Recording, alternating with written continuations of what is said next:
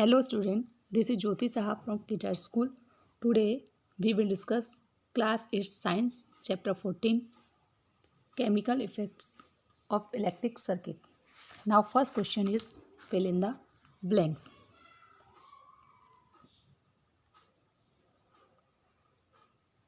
Most liquids that connected electricity are solution of blank blank and blank.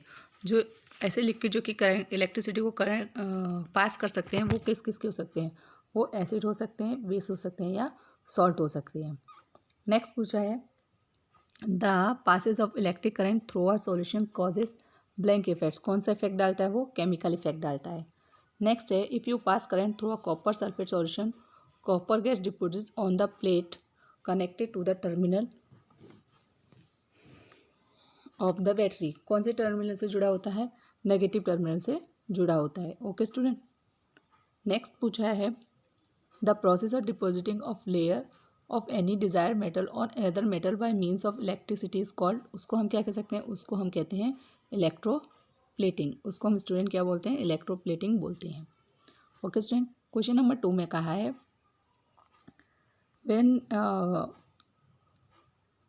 when the free ends of the test are dipped into a solution the magnetic needles for deflection.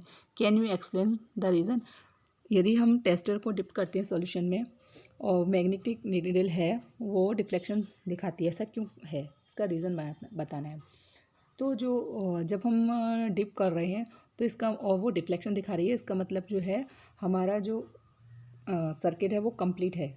और दूसरा reason ये है कि जब किसी भी wire में electric current pass होता है तो उसके चारों ओर मैग्नेटिक फील्ड बनता है और इस मैग्नेटिक फील्ड के कारण ही जो निडल है वो डिफ्लेक्ट करती है। ठीक है स्टूडेंट। तो हम कह सकते हैं due to the magnetic effect. Next है हमारा नेम 3 लिक्विड्स। हमें ऐसे 3 लिक्विड्स बताने हैं which when tested in the manner shown in the figure 14.9 may cause the magnetic needle to deflect. यहाँ पे जो सॉल्यूशन है कौन कौन से ऐसे सॉल्यूशन है? ऐसे 3 सॉल्यूशन के नाम देने हैं जिसके कारण ये मैग्नेटिक निडल जो है वो है डिफ्लेक्शन करे। तो बहुत सारे हैं जैसे कि टेप वाटर है, लाइम वाटर है, विनेगर है, इसमें एग्जांपल दिए हुए हैं। इसके अलावा जो कर सकते हैं और उनको आप दे सकते हैं। क्वेश्चन नंबर 4 में कहा है the bulb does not glow in the setup shown, list the possible reason, explain your answer. तो ऐसे कौन कौन से रीज़न है जिसके कारण ये बल्ब ग्लो नहीं हो रहा है? एक तो ये रीज़न हो सकता है कि लिक्विड इज़ वीकर और नॉन कंडक्टिंग, है ना। दूसरा ये हो सकता है electric circuit is very weak, यानी जो बैटरी है वो वीक है, और या बल्ब है वो फ्यूज़ हो, या जो बैटरी है वो प्रॉपर ना हो, वीक हो। Okay student. तो ये बहुत सारे रीज़न है जिसके कारण ये सर्किट जिसके कारण जो है बल्ब ग्लो नहीं हो रहा है। क्वेश्चन नंबर 5 में कहा है कि एक tester is use to check the conduct the electric through 2 liquid लेवल A and B. 2 test liquid लिए गए हैं और उनको लेवल ए और बी से डिफाइन किया गया। It is found that bulb of the tester glows brightly for liquid A while it glows very dimly for liquid B. You would conclude that A में बहुत तेज़ी से चल रहा है बल्ब और बी में धीमे चल रहा है। तो आप क्या कंक्लूड करोगे?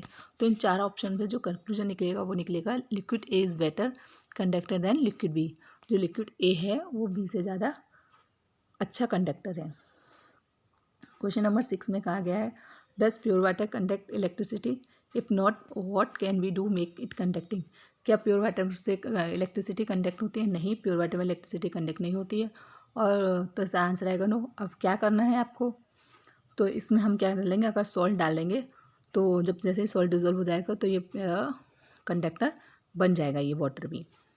नेक्स्ट क्वेश्चन है in the case of fire before the fireman use the water hoses, firemen use water hoses, they shut off the main electric supply for the area, explain why do this।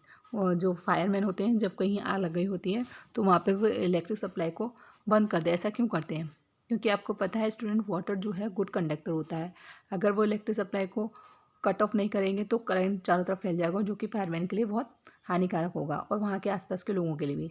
यही reason है कि fireman जो है पहले जो electric supply है उस area की कट कर देता है। Okay student. अब क्वेश्चन नंबर 8 में कहा गया a child staying in a coastal region test the drinking water and also the sea water with his tester, he find that the compass needle deflected more in the case of sea water, what you explain the reason. जो child है एक coastal region में रहता है, वो क्या कर रहा है, एक बार तो क्या कर रहा है कि वो सी वाटर को टेस्ट कर रहा है और एक बार वो जो अपना ड्रिंकिंग वाटर उसको टेस्ट कर रहा है। तो उसमें वो देखता है कि डिफ्लेक्शन सी वाटर में ज़्यादा आ रहा है। ऐसा क्यों हो रहा है? ऐसा इसलिए होगा क्योंकि स्टूडेंट सी वाटर में जो सॉल्ट जो है ज़्यादा डिजॉल्व होते हैं, और जिसमें सॉल्ट ज़्यादा डिजॉल्व होता है उसकी जो कंडक्शन कैपेसिटी है, इलेक्ट्रिसिटी को कंडक्ट करने की कैपेसिटी ज़्यादा होती है, इसलिए जो उसकी नीडल जो है वो ज़्यादा डिफ्लेक्ट करेगी। ओके स्टूडेंट, क्वेश्चन नंबर 9 आपको अपने आप करना है, जो 7 है उसी के अकॉर्डिंग है। अब हम बात करते हैं क्वेश्चन नंबर 10 की। Paheli had heard that the rain water is as good as distilled. Paheli ने सुना है कि रेन वाटर है उतना ही अच्छा होता है जितना कि डिस्टिल्ड वाटर होता है। So the collect some rain water in clean glass tumbler and tested is it using a tester. To her surprise she found that the compass needle so deflection what would be reason. लेकिन जैसे ही वो उसको test करती है rain water को, तो वो surprise हो जाती है कि ये तो नीडल डिफ्लेक्ट कर रही है, ऐसा क्यों हो रहा है।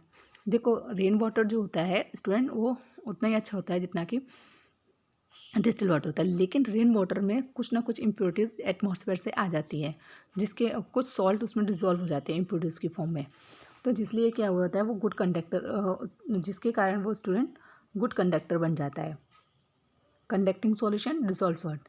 इसीलिए जो रेन वाटर में जब वो टेस्ट करती है रेन वाटर को, तो निडल जो है वो डिफ्लेक्ट करती है। अब क्वेश्चन नंबर 11 में कहा है prepare list of object around you that are electroplated. ऐसे कुछ ऑब्जेक्ट हैं वो आपको बताने हैं जो कि आपके चारों तरफ इलेक्ट्रोप्लेटेड हैं, तो आपको देखने हैं और बताने हैं। क्वेश्चन नंबर 12 में कहा है the process that you so in activity 14.7 is used for purification of copper. A thin plate of pure copper and thick rod of impure copper are used as electrodes. 14.7 की आपने activity करी होगी, उस देखी होगी, उसमें मतलब देखी होगी मतलब पढ़ी होगी आपने। उसमें 2 कॉपर के प्लेट लिए, एक प्योर लिए एक इम्प्योर लिए है। अब copper from impure rod is sought to be transfer to the thin copper plate which electrode should be attach to the positive terminal of the battery. तो कौन सा जो है इलेक्ट्रोड आपका पॉजिटिव टर्मिनल से जुड़ा हुआ है। Copper ion is positively charge, it is attached towards the plate which is connected to the negative terminal of the battery. As copper ions are transferred to the thin copper plate, this is thin pure copper plate must be connected to the negative terminal. तो जो हमारी जो